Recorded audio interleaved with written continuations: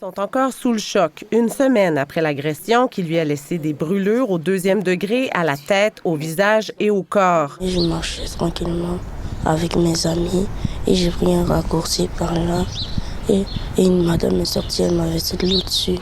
Un raccourci sur ce terrain situé juste à côté de l'école que plusieurs semblent emprunter. Elle a attendu à ce que la cloche sonne pour qu'elle puisse verser de l'eau sur l'enfant.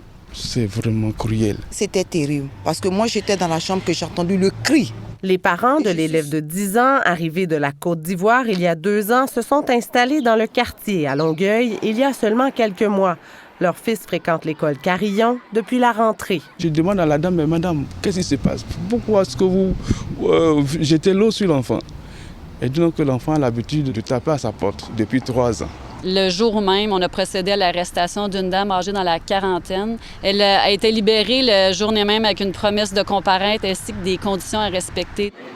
Des parents d'élèves, comme cette femme rencontrée à la sortie des classes, n'ont pas caché leur consternation. C'est inadmissible.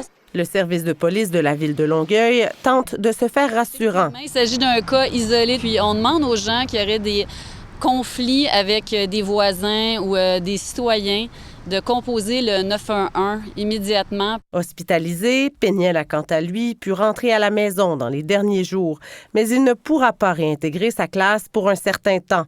Ses blessures le font trop souffrir. Pour moi, mon enfant à l'école pour aller apprendre comme les autres et il revient avec des cicatrices, avec des blessures. Moi, je ne peux pas l'accepter.